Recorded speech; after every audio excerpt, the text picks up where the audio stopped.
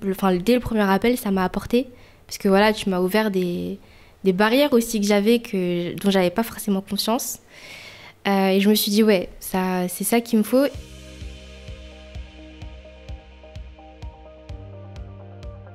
Bonjour à tous, bienvenue dans ce nouvel épisode de Tademi Talks. Aujourd'hui, nous accueillons Oumaima Bagad. Oumaima, comment ça va ? Ça va très bien et toi ? Ça va super. Oumaima, tu as 23 ans. Tu as grandi près de Créteil, dans la banlieue sud de Paris. Après des études studieuses, tu découvres le métier de Customer Success Manager, CSM, lors de ton alternance. Un véritable coup de cœur qui t'a motivé à continuer sur cette voie. C'est la raison pour laquelle tu as rejoint l'aventure Tademi. On en parlera lors de notre échange. Aujourd'hui, tu es donc CSM au sein de l'entreprise Wax et on a hâte d'en savoir plus sur ton parcours. Oumaima, bienvenue dans Tademi Talks. Merci beaucoup, Sofiane.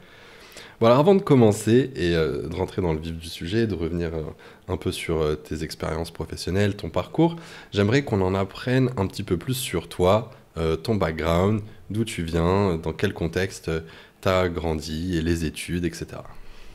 Alors, si on commence par le début, je suis née au Maroc. Donc je suis venue en France assez jeune quand même, mais j'ai gardé cette biculture franco-marocaine qui m'a quand même beaucoup apporté d'ouverture d'esprit, etc. Et je suis la plus grande d'une grande famille. Donc j'ai 3 petits frères. Okay. Et donc j'ai toujours eu un peu ce rôle d'exemple, la grande sœur qui fait les premières fois. Donc j'ai passé mon bac la première fois, j'ai eu un CD la première fois. Et je m'entends vraiment très bien avec mes petits frères. La preuve, ils m'ont aidé à trouver cette chemise que je porte aujourd'hui pour notre interview. Et donc, on a toujours été très proches. Et je tiens aussi à remercier mes parents parce que c'est aussi et surtout grâce à eux que ce soit notre entente et surtout cette volonté de réussir. Parce qu'ils m'ont toujours donné le maximum qu'ils pouvaient pour me faciliter la voie. Ouais, je crois savoir que toi, tu as été une très bonne élève. On va en parler. On remercie évidemment tes frères pour la chemise et pas que, et aussi pour tes parents pour avoir su te donner ce cadre qui t'a permis d'en être là où tu en es aujourd'hui. Tu as donc été plutôt une bonne élève. Raconte-nous un petit peu comment ça se passait à l'école pour toi. Alors, j'ai toujours été très studieuse, des fois un peu trop. Et en fait, j'ai toujours été un peu cet élève moteur qui avait toujours les bonnes réponses. Mais malheureusement, je prenais pas toujours la parole. Je ne sais pas si c'est une question de confiance, mais c'est surtout parce que j'avais un peu peur de prendre de la place. Et ça a toujours été un commentaire que j'avais dans mes bulletins. Donc, ce n'était pas bavardage, mais c'était Oumaima est moteur de la classe, mais ne participe pas. Okay. Et ça me piquait autant, quoi. Ça pouvait me piquer autant parce que je me disais que j'avais un potentiel à donner, que j'avais les compétences, je me sentais capable, mais il y avait quelque chose qui me bloquait. Donc, c'est vrai que tu étais une grande timide, ouais. Plutôt introvertie. Exactement. Comment tu t'y es pris pour essayer de vaincre cette timidité au fil des années ? Alors, moi, je pars quand même d'une base qui n'existe pas, dans le sens où j'ai pas trouvé d'exemple, parce que j'étais la grande sœur, donc j'ai jamais eu un grand frère qui me disait « Oui, il faut que tu prennes ce choix de Parcoursup, il faut que tu fasses tel ou tel métier, etc. » Et donc, en fait, j'ai dû créer ces opportunités-là. Et j'ai vite compris que sans ça et sans cette volonté en fait de réussir et surtout d'exister, dans le sens où voilà, faut pas avoir peur de prendre la parole, de se créer un réseau, etc. Que j'allais pas réussir sans, quoi. Donc ce que j'ai fait et ce que j'ai mis en place, c'est que je me suis mise devant un miroir, je me suis dit mais moi tu peux pas continuer comme ça. Il y a quelque chose que tu peux faire, il y a des belles choses que tu peux accomplir, et si tu continues dans cette voie, tu vas pas réussir autant que tu le veux. Donc ce que j'ai fait, c'est que j'ai pas mal parlé avec des gens qui font les choses que je voulais faire. Donc j'ai participé à des sessions de networking, j'ai parlé avec des gens sur les réseaux sociaux. Je me fais aussi force, je me mets aussi dans des conditions que je connais pas forcément. Donc, par exemple, ce podcast, c'est pas un format que j'ai l'habitude de faire, mais je pense que c'est avec ces petites steps et ces petites réussites que je peux accomplir de grandes choses. Ouais, donc tu es souvent sortie de ta zone de confort. Exactement. Finalement, ça s'est passé par le fait d'aller très tôt demander de l'aide ou alors se tourner vers les autres. Tu disais que tu n'as pas forcément eu ces exemples, ces modèles autour de toi dans ton environnement familial, social.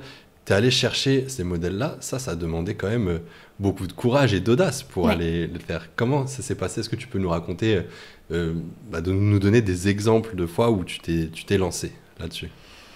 Alors la première fois, c'était s'inscrire à la liste de networking. Par exemple, si on prend une petite session avec des professionnels pour aller trouver une alternance. Ensuite, c'est y aller et parler avec quelqu'un. Ensuite, c'est être beaucoup plus à l'aise à l'oral et voilà, se vendre, savoir se vendre.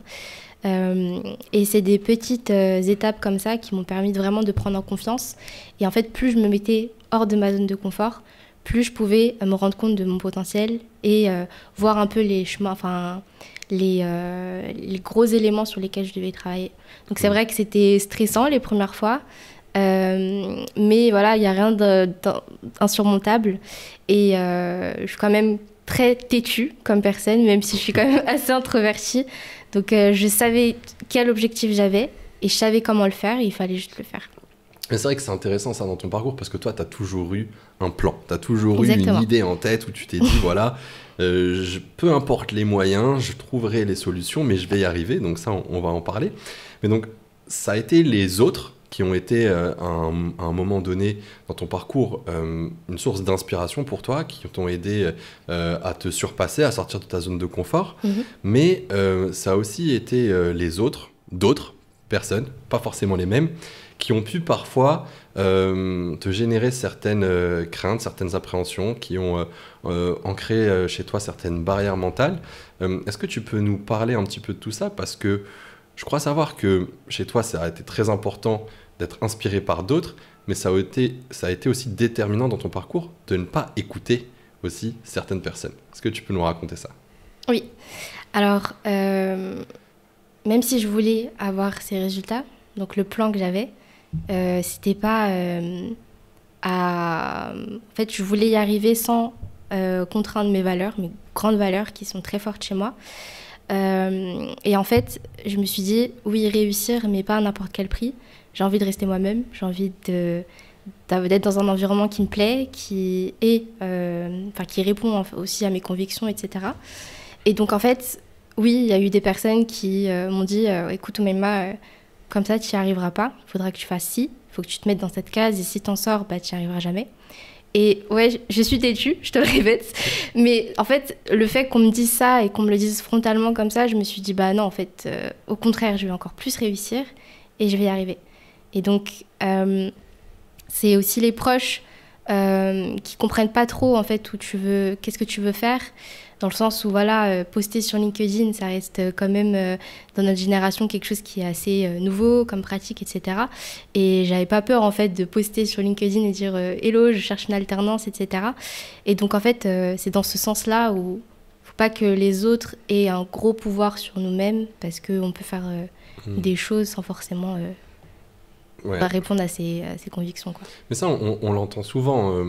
Il y a des personnes qui peuvent être des freins, des personnes extérieures à notre environnement familial, mais parfois ça peut même venir de nos environnements plus proches, de certains amis, certains membres de notre famille qui ne comprennent pas forcément la direction dans laquelle on va ou où est-ce qu'on a envie d'aller et qui vont...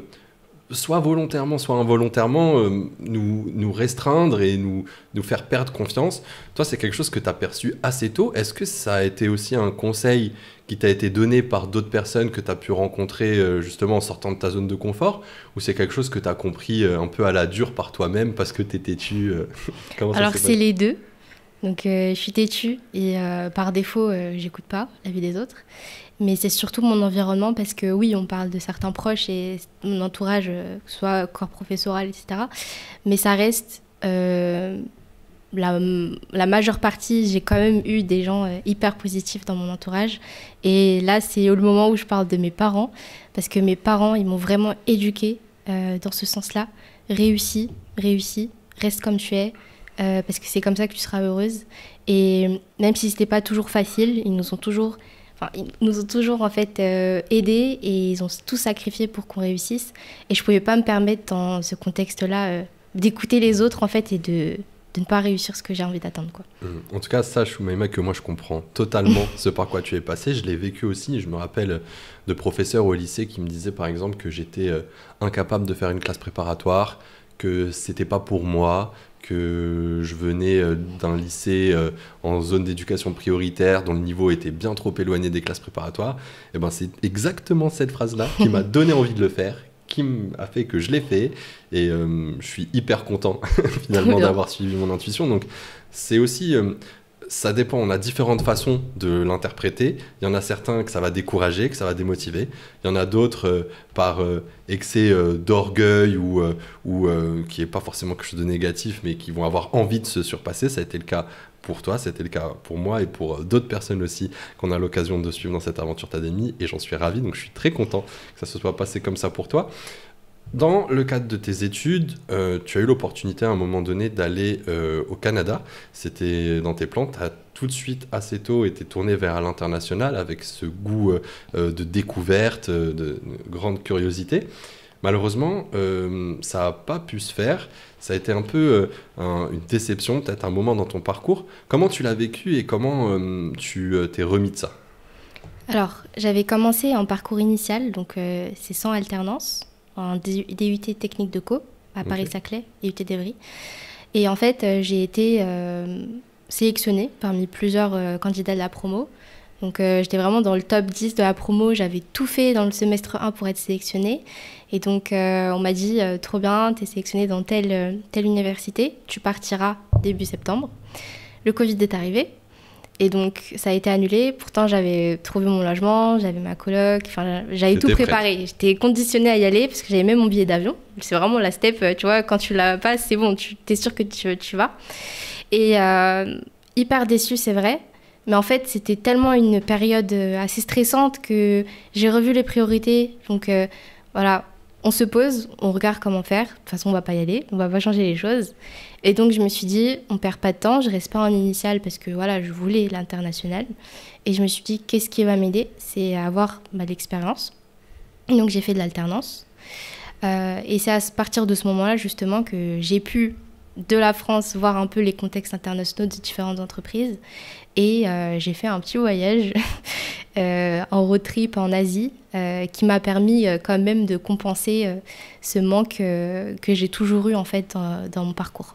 Et là encore, sur ton voyage en Asie, je crois me souvenir que tu es partie seule. Ouais. Là aussi, voilà, c'est quelque chose où j'imagine qu'il y a certaines personnes qui ont dû te dire n'y va pas, c'est dangereux. Et là, tu l'as fait. Comment ça s'est passé? Alors, en fait, on est dans une génération quand même qui prône beaucoup le voyage, tu vois, dans les réseaux sociaux, etc. Maintenant, on dit la trend, donc la tendance, c'est d'aller voyager et de faire un peu du remote, tu vois, les nomades, la partie nomade, digital nomade. Et donc, je me suis toujours dit, ok, si j'y vais solo, comment je vais réagir, en fait? Et je me disais, ça va me plaire, mais j'ai envie de voir, en fait. Donc, têtue comme je suis, je me suis dit, c'est bon, je prends mon billet. J'ai fait tout ce que j'avais pas le temps de faire avant. Donc, j'ai fait du bénévolat pour un centre de refuge pour les tortues. Ensuite, j'ai fait 4 pays solo. Et je me suis dit, à un moment donné, ok, c'est le temps de revenir. J'ai fait ce que j'ai à faire. Et j'ai eu ce sentiment de satisfaction de me dire, ouais, je suis partie solo, même si on m'a pas forcément dit de le faire et encouragé. Je vais le faire et je regrette pas du tout, quoi. Mais je pense que c'est un peu cette notion d'oser. Ouais. Je pense que ça te caractérise bien parce qu'à chaque étape de ton parcours, en fait, tu as osé. Là où on aurait pu te démotiver, tu as constamment osé. Tu as osé tout de suite te diriger vers un parcours en alternance, là où tu as vécu une petite déception. Tu as su rebondir rapidement et saisir l'opportunité. Et toi, tu as tout misé sur l'alternance. Et je crois savoir que tu es une grande défenseuse de l'alternance. Qu'est-ce que tu peux nous en dire? Alors, j'ai fait 4 ans d'alternance dans 3 entreprises différentes. Donc, j'ai fait un peu différentes structures. J'ai commencé en logistique en tant que responsable prospection, donc vraiment commercial. Ce qui m'a beaucoup plu, c'est le côté B2B, donc avoir un peu la vue sur différentes entreprises, etc. Et en fait, ce qui me manquait un peu, c'était la relation client, que j'aimais bien.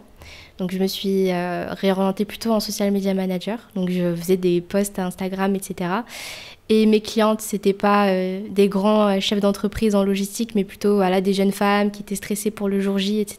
Parce que c'était une entreprise de robe de mariée. Okay. Et ce qui me manquait dans cette entreprise, c'est que j'avais la relation client, mais je perdais un peu ce contexte B2B. Et j'ai retrouvé en fait le métier de CSM chez Batch, que je connaissais pas du tout. Et donc ça m'a tellement plu que j'ai continué avec Tademi pour trouver une mission en CSM chez Wax aujourd'hui. Ouais, on va en parler de ton aventure Tademi dans quelques instants, mais je pense que ça peut être intéressant de parler du job de CSM, donc Customer Success Manager. Maintenant, juste avant, toi, tu avais déjà envisagé de travailler dans la tech avant? C'est quelque chose qui était dans ton esprit ou ça s'est fait un peu par opportunisme au gré de tes recherches d'alternance? Comment t'en es arrivé là finalement? J'observais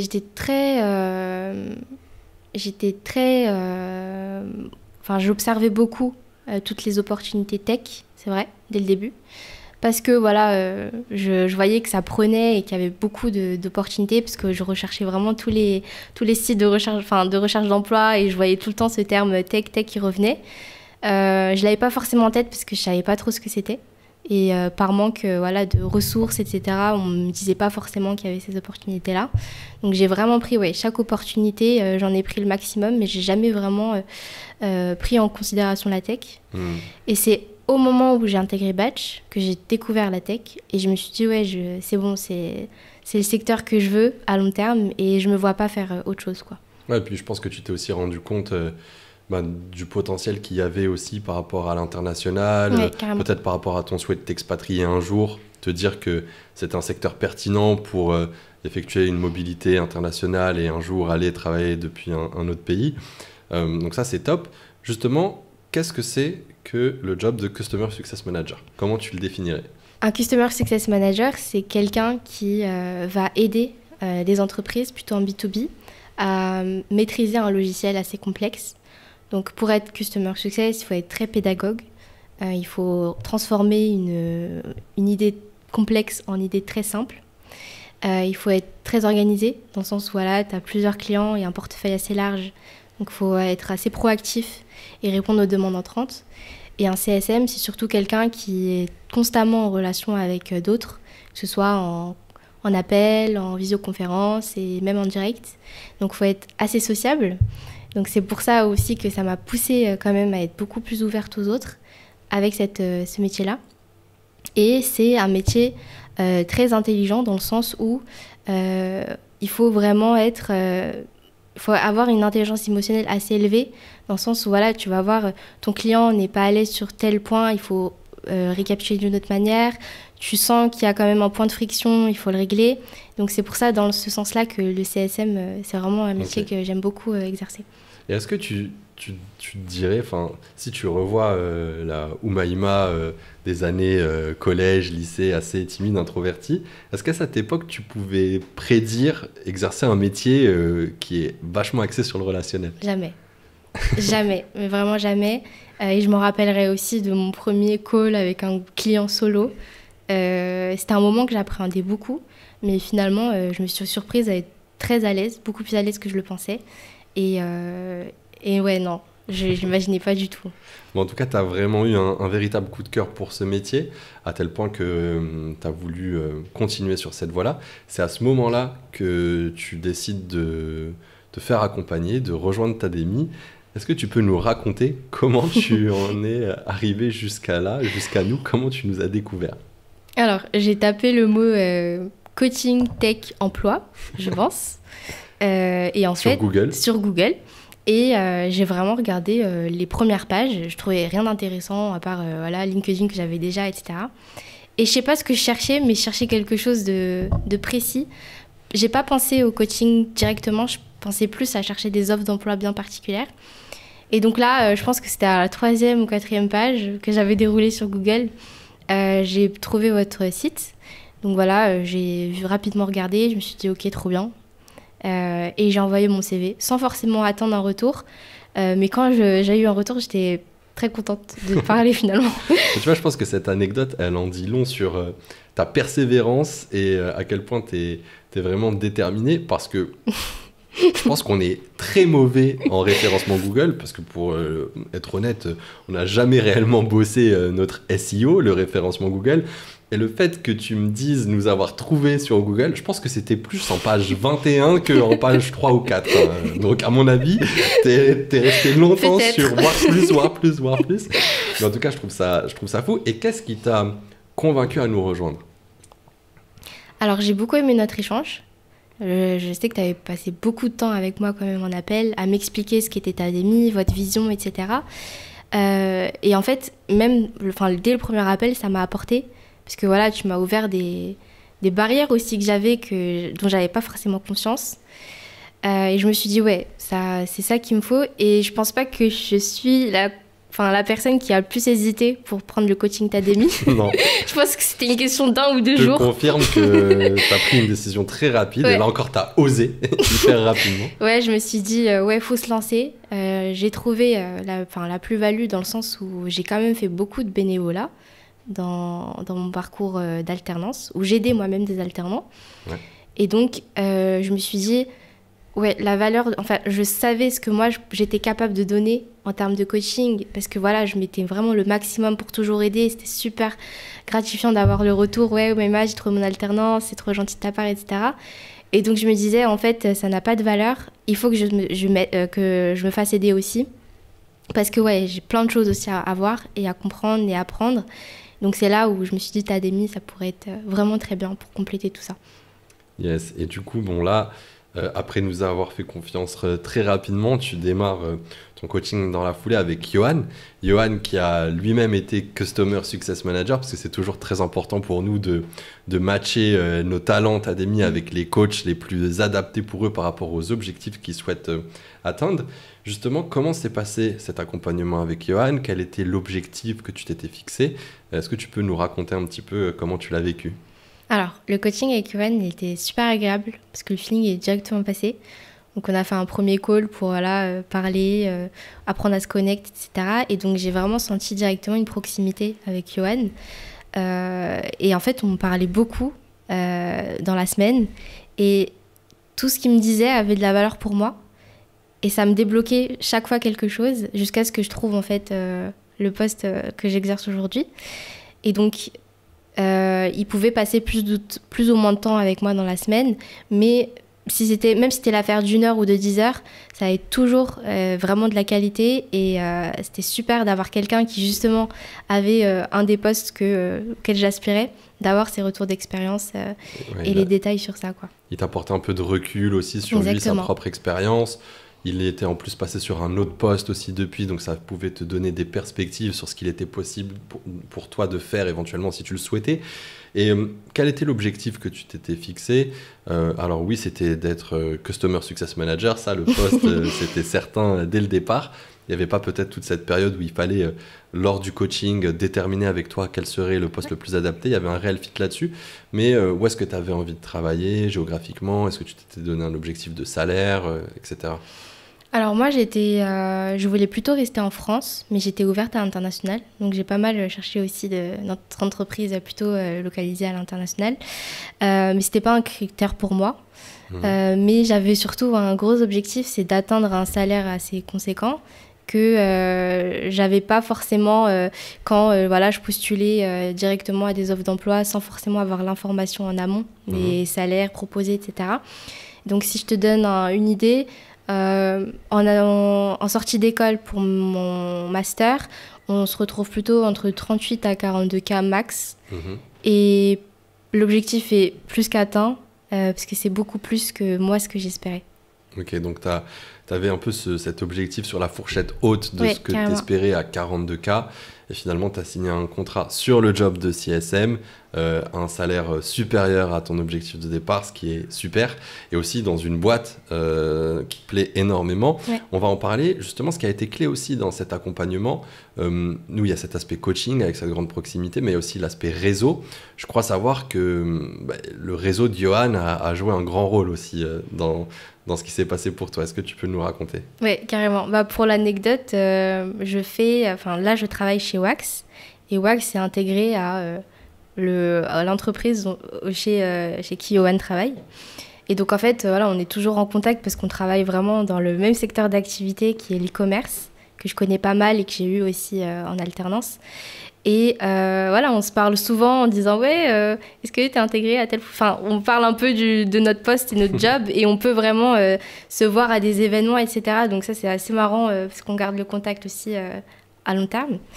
Et en fait, à chaque fois que je voulais une entreprise et un poste en particulier, Johan m'intégrait à une discussion et il me recommandait une personne qui me contactait directement. Donc même si j'étais assez sociale et ouverte pour aller chercher quelqu'un sur LinkedIn, j'avais pas forcément ce taux de réponse.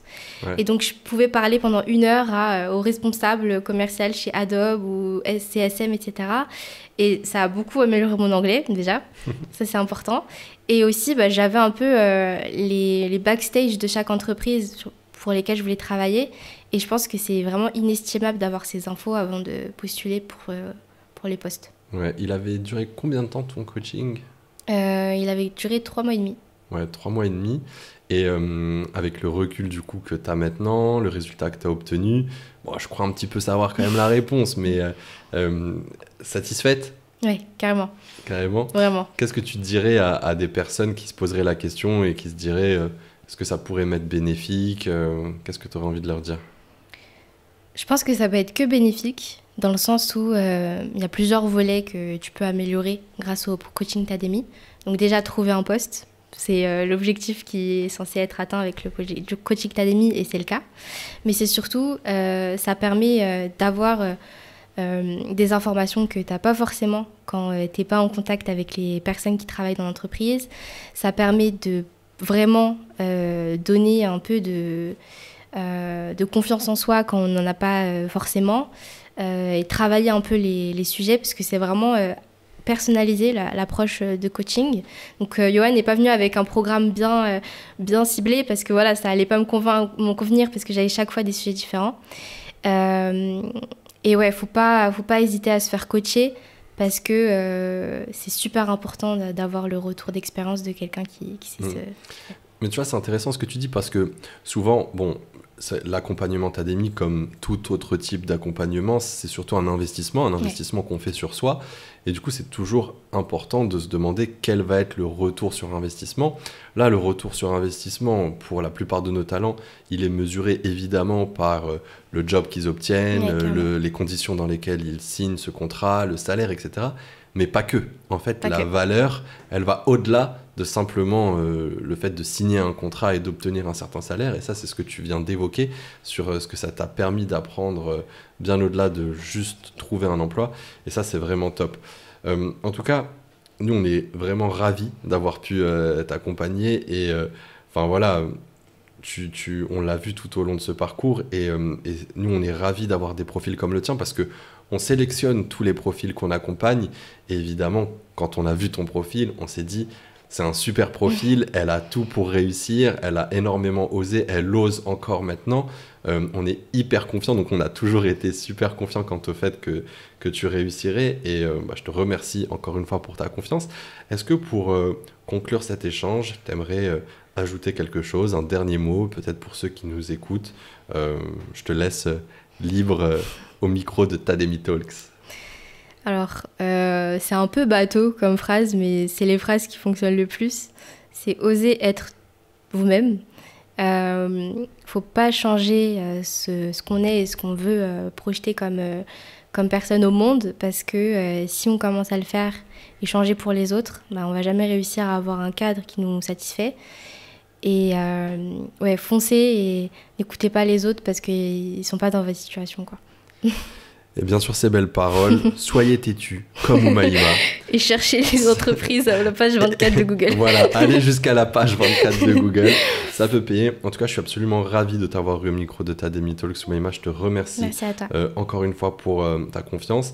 L'aventure Tademy pour tous les deux ne fait que commencer, parce qu'on a encore plein de choses à faire ensemble et je suis ravi que tu sois à nos côtés aussi pour soutenir ce projet et je me réjouis par avance des choses qu'on sera amené à accomplir ensemble. Si ce podcast vous a plu, n'hésitez surtout pas à le recommander, à liker, à le partager. Si vous avez des questions, que ce soit pour moi ou Oumaima, n'hésitez pas à nous contacter sur LinkedIn. Oumaima vous l'a dit, elle est très active sur LinkedIn. Je réponds très vite. Et très réactive. Et donc voilà, encore une fois, Oumaima, merci et à très bientôt pour un futur épisode.